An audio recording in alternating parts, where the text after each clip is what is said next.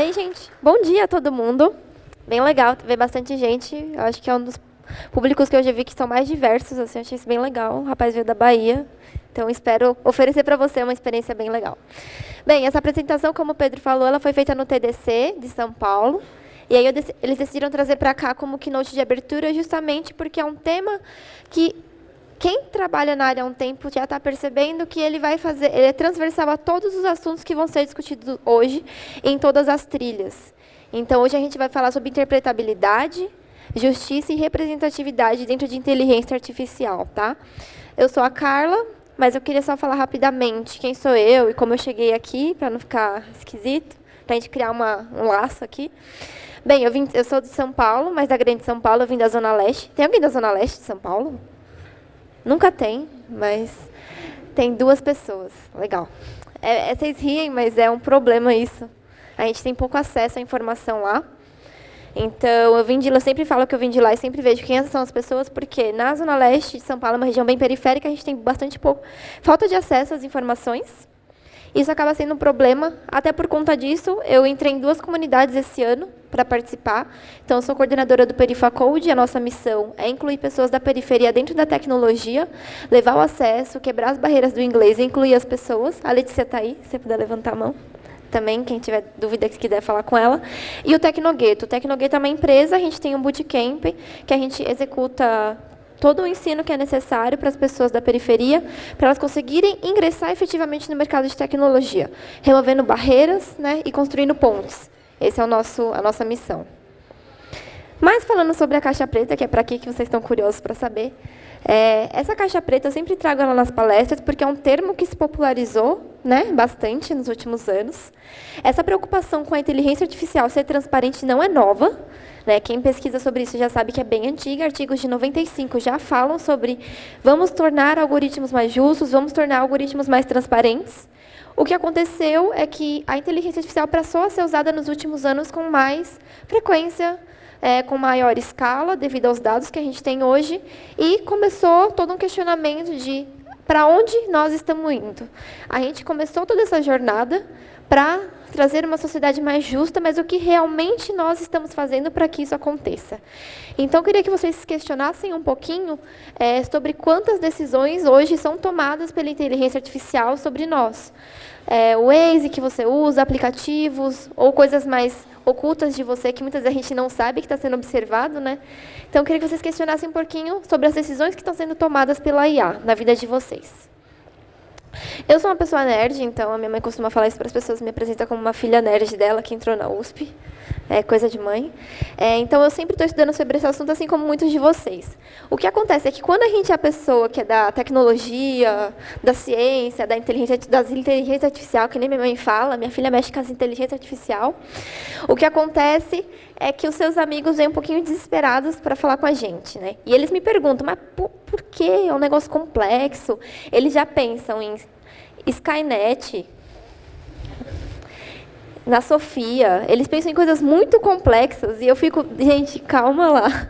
Não é assim, eles ficam realmente preocupados. Mas como você me garante que o mundo não vai ser dominado? Que garantias você tem que a máquina não vai tomar todas as decisões sozinha e você não vai ter nenhuma influência? E é realmente uma preocupação. E a gente pode culpar Hollywood, filmes, tudo isso por conta disso.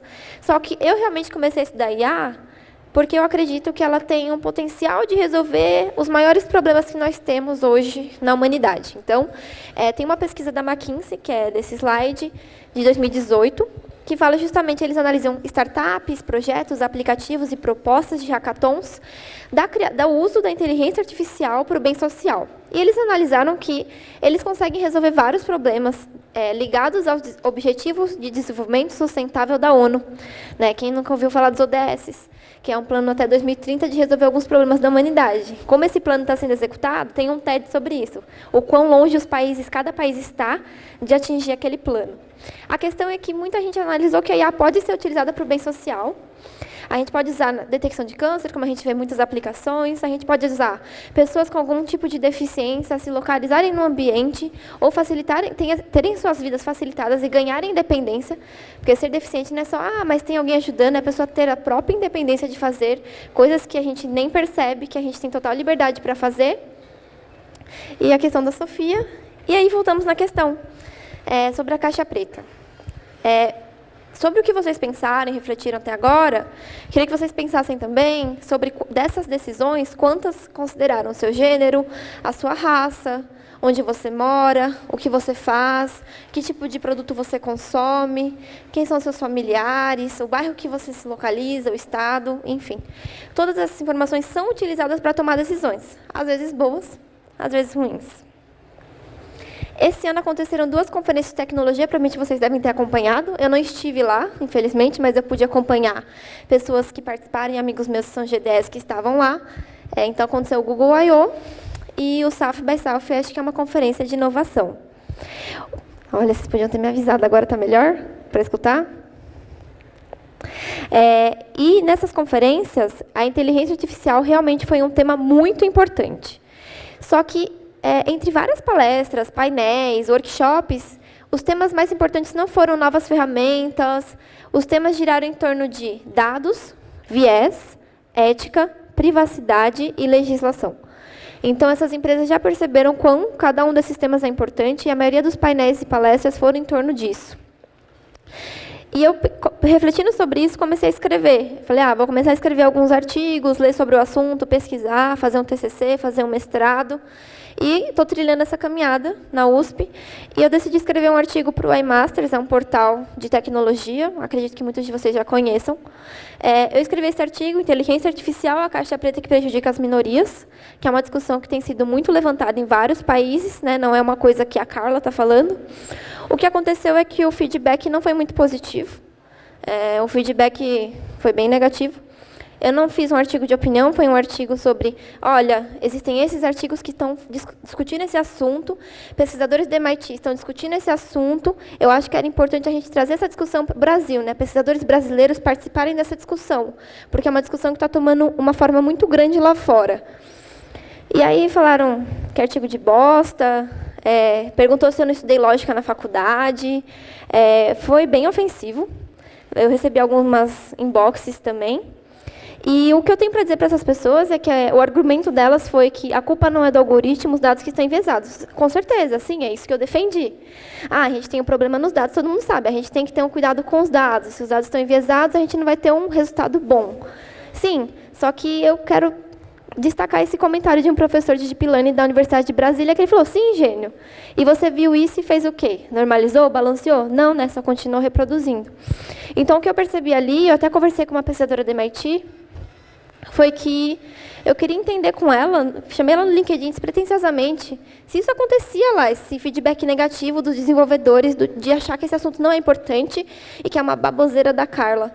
E o que ela me disse é que não, lá acontece menos, mas o que acontece lá é que tem muita gente já falando, né, sempre está um pouquinho à frente da gente, só que ninguém está efetivamente fazendo ou construindo formas de resolver o problema. Muita gente palestrando sobre, olha, existe o viés, olha, existe isso, mas ninguém realmente discutindo como resolver, como ajudar as empresas a se defenderem, né, porque entra questões jurídicas aí também. E uma amiga minha falou isso, né, ela falou que o artigo é muito bom, que ela já leu artigos de professores brasileiros, pesquisadores americanos também sobre o assunto, e que não teve o mesmo backlash que eu tive. Aí tem umas questões de ser mulher na tecnologia, mas enfim.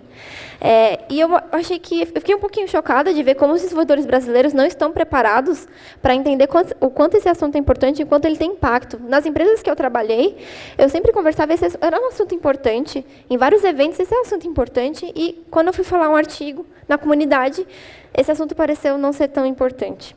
E aí eu percebi que a gente precisava falar menos sobre hype e mais sobre como estamos usando a tecnologia. Menos sobre robôs e dominação do mundo, e mais falando sobre como a gente usa essa tecnologia hoje, que tipo de problemas a gente está resolvendo, se a gente está conseguindo alcançar o objetivo de tudo isso, que era remover vieses e lutar por justiça, e conseguir escala e ajudar as pessoas. Esse foi, eu acho que, o primeiro caso que começou a despertar essa discussão em 2015. O Google Fotos tem uma ferramenta, né, que todo mundo já conhece, e um rapaz postou no Twitter que ele fez o upload de algumas fotos de uns amigos na ferramenta, e o que aconteceu foi que a ferramenta classificou seus amigos como gorilas. Isso é claramente um problema, provavelmente, dos dados, né? Então, os dados não conseguiram distinguir a cor da pele de um macaco, de uma pessoa negra, ou os traços, não teve dado suficiente, conhecimento suficiente para conseguir fazer essa distinção. Só que isso tem um impacto impacto negativo na pessoa que vê isso. A pessoa tem um constrangimento ali, tem uma experiência ruim. E aí a gente está falando de mercado, a gente está falando de produto. Você usar um produto em que você é constrangido ou se sente mal, não é legal. Tá? E só que as pessoas viram isso como, quando eu falo isso, nossa, mas é só um erro. Não é só um erro, né?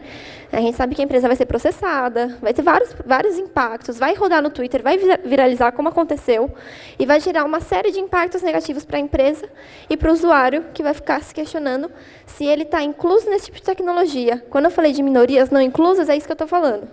As pessoas negras, as pessoas periféricas, as mulheres estão inclusas nesse futuro que a gente quer alcançar, que a gente quer desenhar. Um outro caso é o da Joy, ela é uma pesquisadora na MIT, tem um TED bem famoso, de um estudo que ela fez, chama Gender Shades. Basicamente, ela estudou ferramentas de reconhecimento facial de diferentes empresas, como Microsoft, Google, e ela percebeu que realmente esses algoritmos são menos precisos para mulheres negras. Então, ela mostra no TED que o algoritmo não consegue reconhecer o rosto dela. Né? Então, ela coloca uma máscara branca, que está aparecendo ali no fundo, e a máscara ele consegue reconhecer, mas não o rosto de uma mulher negra. Então, ela fez um questionamento de como esses algoritmos estão sendo criados, quem está criando esse tipo de algoritmo, para questionar não, é racista, blá, blá, blá, mas sim, olha, tem um erro, eu acho que precisa ser resolvido, porque a gente tem uma grande parcela da população que é negra, né? Tanto lá fora quanto aqui no Brasil. Um outro caso bem famoso, de 2016, é o Compass. O Compass é um software que ele determina, ele ajuda, né, na sentença judicial das pessoas nos Estados Unidos. O que ele faz é determinar a reincidência. Então, ele analisa o perfil das pessoas e determina, essa pessoa tem uma probabilidade de cometer crimes novamente ou não.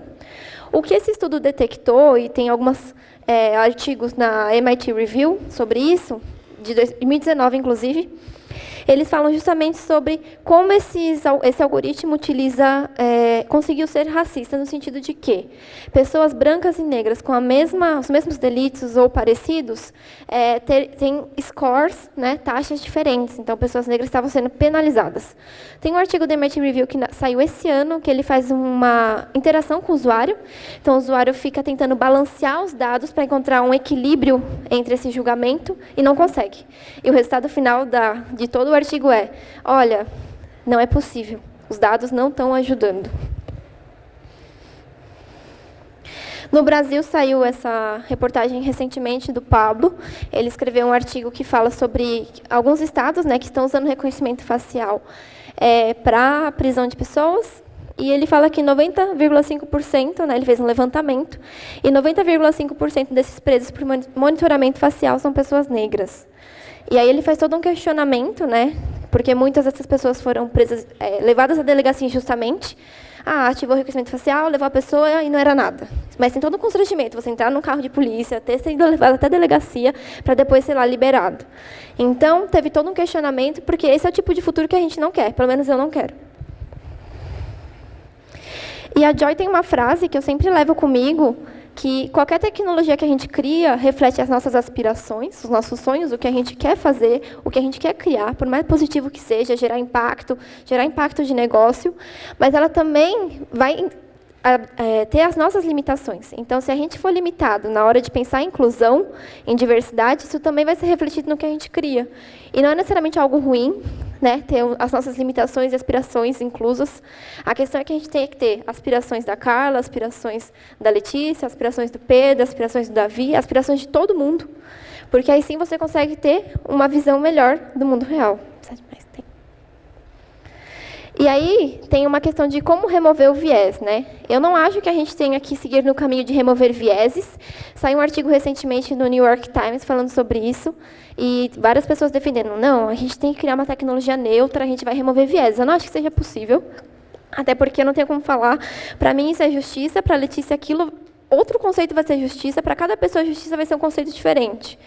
Então, a gente tem que buscar inclusão, diversidade. Então, tem essa pesquisa que fala que apenas 22% dos profissionais, globalmente, são mulheres, comparado com 78% que são homens, na questão da inteligência artificial. Isso já mostra um gap de gênero muito grande, e isso traz menos diversidade, traz menos inovação, toda aquela que a gente já está meio cansado de escutar, né? E é legal ver que aqui hoje tem uma diversidade bem legal na plateia. E aí o que eu acredito que não é remover vieses, não é tornar a tecnologia neutra, eu não acho que existe um ponto perfeito, olha, agora não tem um viés nesse algoritmo, ele é perfeito. Eu acho que isso não é possível. O que a gente tem que fazer é ter vieses diferentes. Então, quanto mais viés a gente tiver de pessoas de lugares diferentes, de cores diferentes, equipes distintas, com diversidade, assim como o rapaz levantou na fala dele antes de mim, sobre ter um time diverso, isso tudo gera uma tecnologia de qualidade que a gente vai conseguir realmente ajudar as pessoas, né? Mas um dos problemas que existe é a questão da caixa preta, que a gente volta nela, que alguns algoritmos são muito complexos, né? Quando a IA surgiu, muitos algoritmos baseados em árvore, baseados em regras lineares, que são mais simples. Hoje a gente lida com algoritmos muito complexos. E isso também, a complexidade gerou uma boa acurácia, gerou bons resultados, mas também trouxe, junto com as suas complexidades, problemas. E nesses problemas a gente está falando de tudo que eu comentei aqui e como tornar esses algoritmos mais transparentes. A rede neural é um exemplo. Hoje vai ter uma talk da Bianca, que ela vai falar sobre explicabilidade. Recomendo que vocês assistam. É bem interessante, é um assunto bem legal. E essa questão de algoritmos caixa preta não serem utilizados em áreas médicas. Algoritmos muito bons que não podem ser utilizados, porque vamos concordar que quando a gente está falando de determinada doença de uma pessoa, a gente quer um certo nível de confiança e explicação sobre aquele resultado, certo? Então, a gente vê a inteligência artificial sendo impedida de continuar construindo pontes, continuar atingindo pessoas, porque a gente não sabe explicar. E gera uma desconfiança da população, como está acontecendo na China. Você gera uma desconfiança da população, você gera uma confiança de outras empresas do governo que vai barrando em alguns países reconhecimento facial e vai impedindo que essa tecnologia cresça e consiga realmente ajudar pessoas. E para abrir a caixa preta, como eu falei, tem a questão de explicabilidade, vai ter uma talk sobre isso hoje, então nem vou me aprofundar, já recomendo que vocês assistam. E sim, existe formas de tornar a IA mais justa, mas a gente precisa de consciência, né? Primeiro, temos um problema a resolver, vamos todos nos unir e vamos resolver esse problema. Vamos estudar, vamos conversar, e a gente precisa de diversidade, né? Então, as máquinas podem sim fazer um mundo melhor, só que a gente precisa entender o nosso papel na sociedade como ser humano, como que a gente vai resolver. Obrigada.